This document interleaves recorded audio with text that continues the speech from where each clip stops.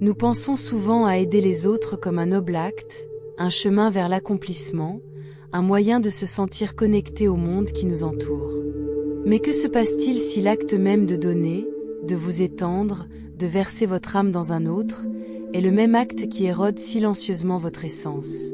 Imaginez une femme dans la soixantaine, les yeux doux avec le poids de 1000 sacrifices tacites, ses mains usées de porter des charges qui n'étaient jamais la sienne à tenir. Ce n'est pas seulement son histoire, c'est l'histoire inédite de tant de femmes qui donnent et donnent jusqu'à ce qu'elles n'aient plus rien.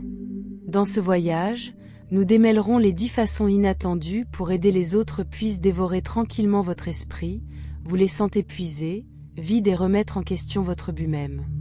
Mais avant de plonger, demandez-vous, à quand remonte la dernière fois que vous avez dit oui à quelqu'un d'autre mais non? Et si ces moments de négociation de soi s'accumulaient, tombent par gouttes, dans un réservoir de ressentiments silencieux?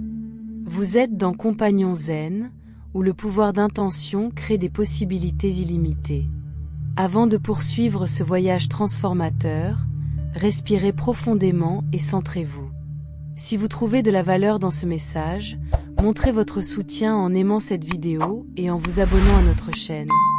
Cela nous aide à atteindre plus d'âmes sur le chemin de la guérison. Et maintenant, amplifions la puissance de notre énergie collective. Dans les commentaires ci-dessous, écrivez ce mantra de guérison. Je libère toute douleur causée par les autres, je pardonne avec un cœur ouvert, je récupère ma paix. Que ces mots soient un doux rappel que la vraie liberté commence à l'intérieur. Continuons à ce voyage ensemble. Le premier est une manière profonde dont l'acte de donner peut démêler les fils mêmes de son essence, une délicate désintégration qui commence par la lente érosion de soi. Le versement incessant de soi dans les vaisseaux des autres, la chute de précieuses gouttes, jusqu'à ce que le réservoir à l'intérieur soit desséché et résonne avec un vide creux. Dans cette reddition silencieuse, vous devenez une présence mais un écho, une ombre persistante en forme non pas par vos désirs, mais par les besoins insatiables de ceux qui vous entourent. Vous vous pliez et vous pliez à nouveau, chacun fait un geste, un accord silencieux, chacun hoche la tête d'une petite effacement, jusqu'à ce que les contours de votre âme se brouillent dans les lignes d'attentes indistinctes et non les vôtres. Le miroir ne reflète plus un soi, mais une série de fragments, chacun du reflet de ce que les autres recherchent, de ce qu'ils exigent, de ce qu'ils siphonnent de vous avec la douce insistance de ceux qui ne savent pas qu'ils prennent ce que vous ne pouvez pas vous permettre de donner. Et donc, l'autosacrifice qui se sentait autrefois du noble durci en un désespoir calme et tacite. Un lien qui ne lie pas amoureux, mais dans la répétition douloureuse de gestes qui ne vous appartiennent pas. Les yeux qui vous regardent dans le miroir ne sont pas tout à fait à vous. Ce sont les yeux d'une femme qui est devenue un navire, vidé de sa propre essence, rempli plutôt des courants incessants des désirs et des besoins des autres, sa voix un faible murmure perdu au milieu de la clameur de tout ce qu'elle a donné. Le second est la toxicité silencieuse des attentes invisibles. Lorsque vous en donnez trop souvent, les gens commencent à s'y attendre. Votre gentillesse n'est plus un cadeau, cela devient une donnée. Vous devenez le fixateur, celui qui se présente toujours, qui écoute toujours, qui résout toujours. Mais qui est là pour vous réparer? Plus vous donnez, plus vous devenez invisible. Comme la lune s'est cachée derrière un voile de nuages, votre lumière reste, mais elle est enveloppée, adoucie, une lueur atténuée par le poids des exigences tacites. Le monde s'habitue à la chaleur de votre feu, oubliant le carburant qu'il consomme, oubliant que les braises peuvent aussi s'épuiser. Vous devenez le port silencieux où d'autres ancrent leur tempête, l'arbre qui ne se penche jamais malgré le vent sans fin, le puits qui donne de l'eau sans demander qui le remplira. Pourtant, que se passe-t-il lorsque le puits se sec? Qui écoute lorsque l'auditeur est las? Qui apaise celui qui apaise? Lorsque les échos des besoins des autres ont avalé le son de votre propre voix, lorsque les mains qui guérissent sont trop fatiguées pour se toucher même elles-mêmes, lorsque le fixateur est cassé, qui la réparera alors? Et que vous reste-t-il, alors que tout ce qui est attendu, c'est le don? Une rivière, creusant lentement la roche en dessous, inflexible mais érodée, une rivière qui oublie que c'était une fois la pluie, que c'était autrefois un nuage, dérivant librement à travers un ciel ouvert. En troisième position, il y a une désolation silencieuse qui plane comme la brume au cœur de ceux qui en donnent trop, une érosion douce qui passe inaperçue jusqu'à ce qu'un jour le puits soit sec. Tenir la souffrance d'un autre, le bercer comme s'il vous appartenait, c'est porter un poids qui n'a jamais été censé être le vôtre. Imaginez la rivière qui pendant des années s'est donnée à chaque racine, à chaque feuille, à chaque pierre le long de son chemin. Même les rivières, dans leurs flux implacables, peuvent être vidées par la terre même qu'ils nourrissent. Lorsque le lit de la rivière est exposé, fissuré et desséché sous un soleil indifférent, qui viendra lui offrir le réconfort qu'il a donné une fois si librement. Et qu'en est-il des limites qui ont défini par la fin de votre fin et que les autres commencent? Ils se dissolvent comme les dernières traces d'une brume, disparaissant dans l'horizon en constante expansion, ne laissant aucune distinction claire entre les soi et l'autre. Ces lignes, une fois aussi tranchantes qu'une silhouette au crépuscule, dérivent maintenant comme des chuchotements sur le vent, presque imperceptibles et pourtant incroyablement vastes dans leur étreinte. Plus vous tendez la main, moins vous reconnaissez la forme de vos propres mains, leur toucher désormais adouci par les échos d'innombrables vies qui ont brossé le vôtre. Ce qui était autrefois un espace privé, une pensée, un sentiment, un rêve secret, ne vit plus isolément, mais devient une courte pointe patchwork cousue avec les fils des joies des autres, leurs blessures, leurs cris silencieux. Dans ce vaste enchevêtrement, vous vous retrouvez à la dérive dans une mer de charges tacites. Le poids de leurs chagrins, leurs désirs, leur désespoir tranquille s'installe dans votre poitrine comme une tempête oubliée, lourde et non invitée. Vous, qui vous avez déjà porté le rythme silencieux et régulier de votre propre souffle, passez maintenant au tempo erratique et fracturé de 1000 vies invisibles. Et pourtant, il n'y a pas d'accusation dans cette absorption, pas de jugement, seulement une sorte de reddition. La reddition lente et inévitable au sort entrelacé qui vous pousse plus profondément dans la conscience collective. Vous êtes une éponge, oui, mais plus que cela. Vous êtes un miroir, reflétant non seulement le chagrin et la peur des autres, mais les recoins cachés de votre propre cœur, les endroits où le chagrin et la joie ont longtemps coexisté en silence. Ce qui semblait autrefois être un chagrin privé est désormais indiscernable du chagrin qui tourbillonne autour de vous, remplissant chaque crevasse, chaque coin oublié. Vous vous promenez dans ce monde, votre peau humide avec des émotions pas les vôtres, et pourtant, dans cette humidité, il y a une sorte de purification, un lavage involontaire des distinctions entre ce qui est le vôtre et ce qui ne l'est pas. Le cœur, comme une rivière, ne résiste pas au débit mais le suit, embrassant tout ce qui se présente, car dans cette étreinte, il y a une vérité plus profonde, un déroulement silencieux de la vraie nature de l'âme. Les frontières qui ont une fois définies vous deviennent de plus en plus faibles, mais dans leur décoloration, vous trouvez un nouveau type de liberté. Ce n'est pas la liberté de détachement, mais la liberté de connexion profonde, d'appartenir à quelque chose de plus grand que le soi, de savoir que dans le flou des lignes, il y a une redécouverte de ce que signifie ressentir vraiment, d'être vraiment. Mais peut-être que, venant en 5e position, la manière la plus insidieuse que d'aider les autres puisse blesser est par l'érosion tranquille de sa propre essence, une subtile démêle du moi sous le poids des dons perpétuels. Lorsque votre valeur est mesurée uniquement par la quantité de vous-même que vous versez, le puits de votre âme est sec, laissant derrière lui un écho creux où une fois il y avait un esprit vibrant.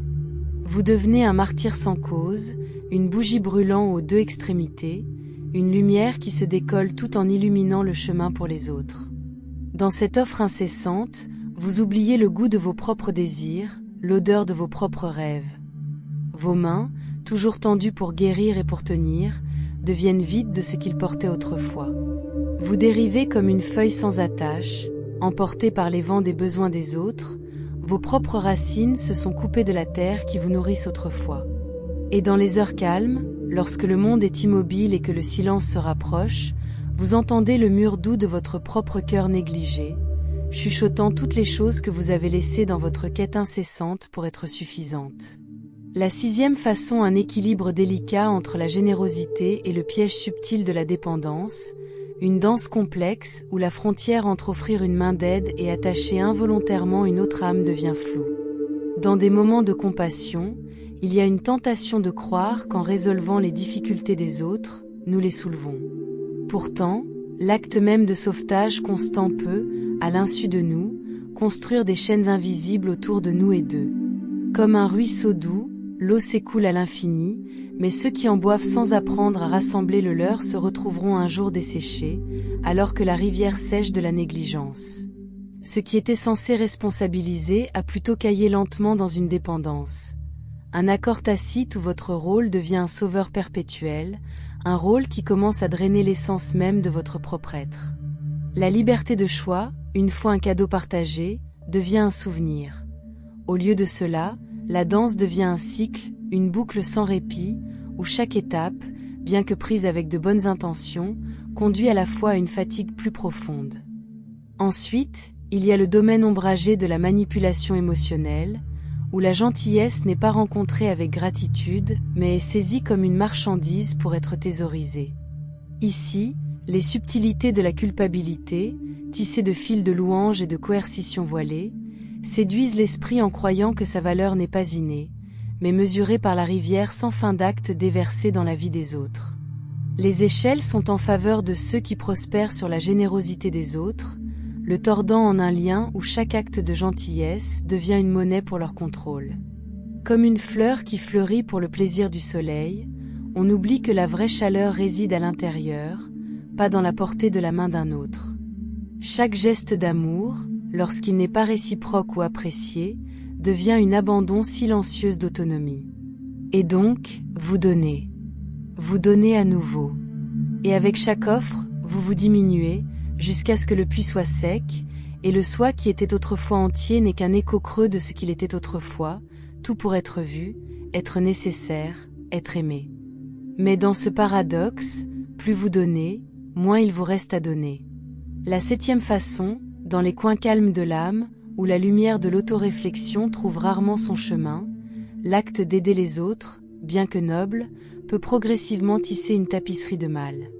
Sous la surface des bonnes intentions, il existe une érosion silencieuse, si subtile qu'elle passe souvent inaperçue jusqu'à ce que les fils de son propre bien-être commencent à s'effilocher. Là, dans la poursuite du confort des autres, une certaine dissonance grandit, comme si la symphonie des soins personnels était noyée par le bourdonnement constant des exigences externes.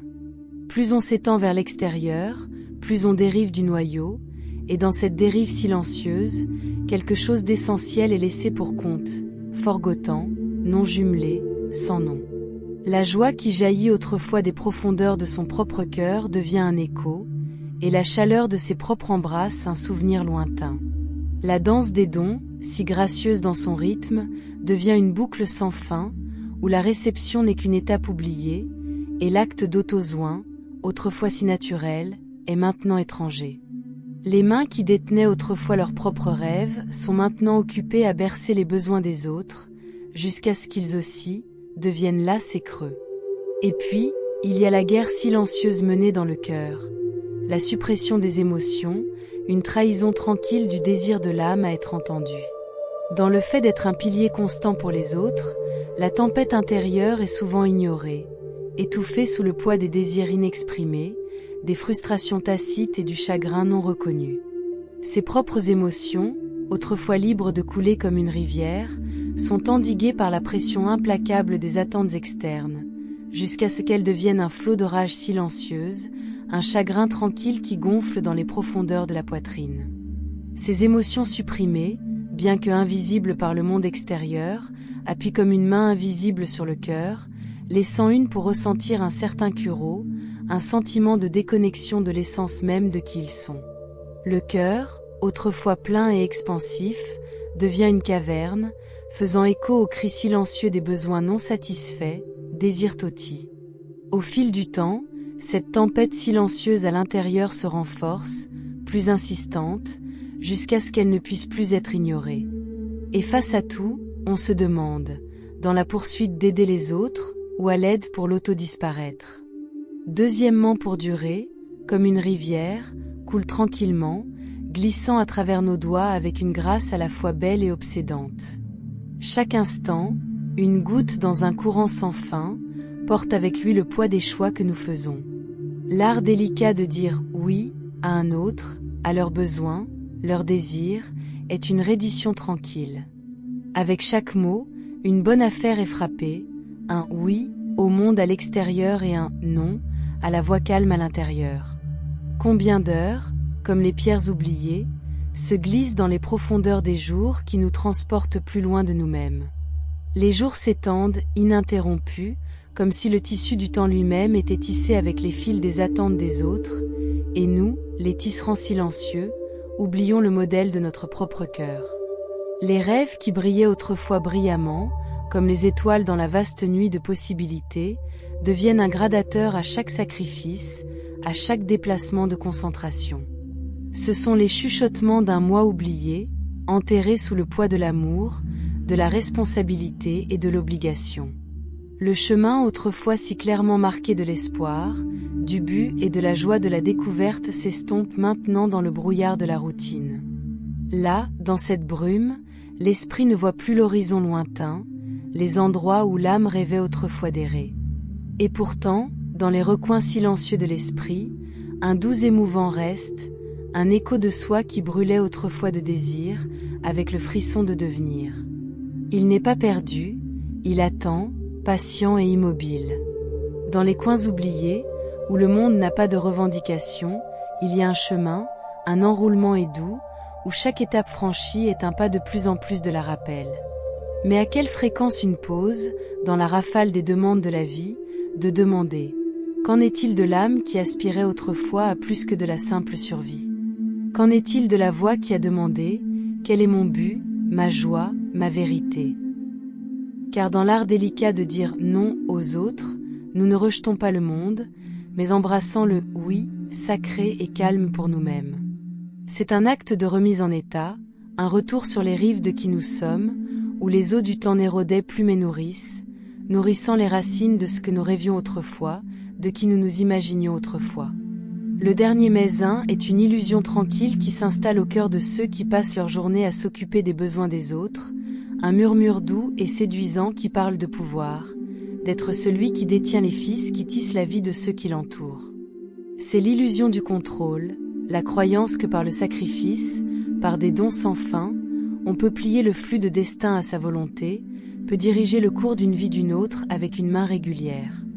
Cela ressemble à une force, comme une danse complexe de soins et de préoccupations, où chaque mouvement témoigne de votre importance, votre indispensabilité dans le tissu délicat de l'existence.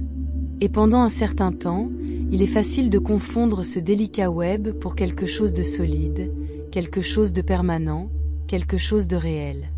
Mais sous la surface de cette illusion, il se cache la froide vérité.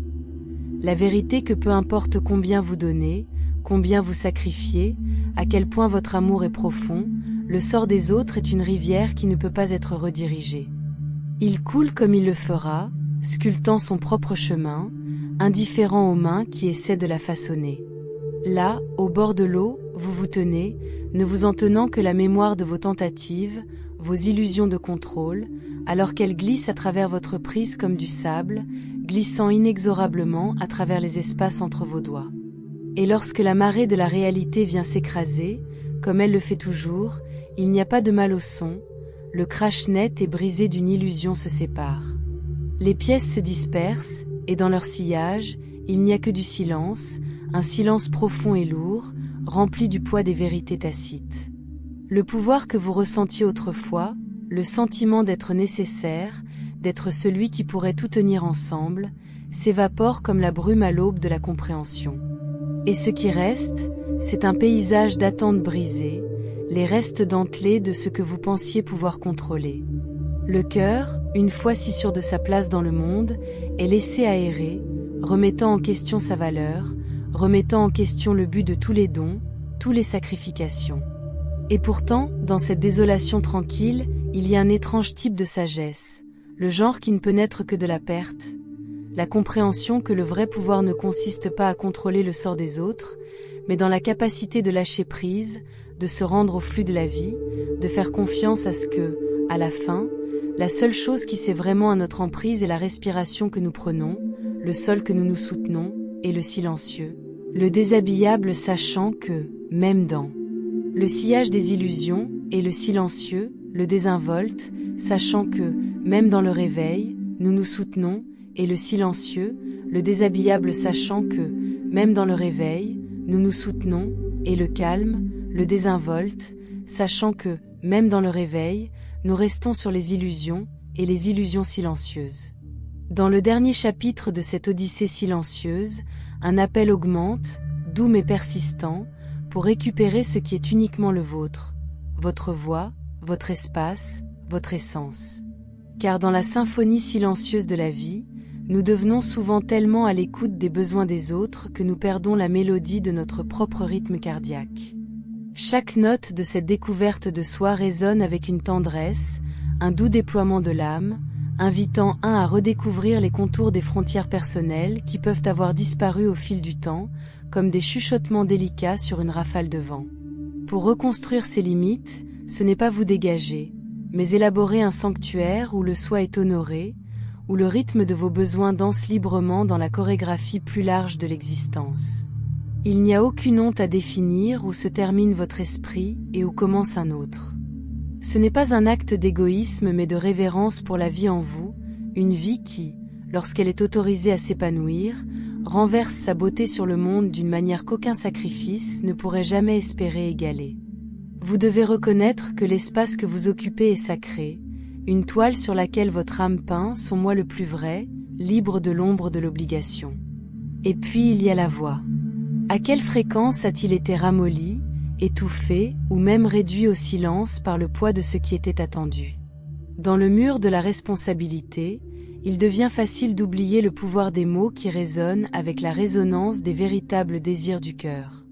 Pour redécouvrir cette voix, c'est embrasser une fois de plus la musique de votre âme, permettre aux mots de tomber de vos lèvres avec la grâce d'une rivière sculptant à travers la pierre, en se taillant un chemin qui n'appartient à personne d'autre qu'à vous.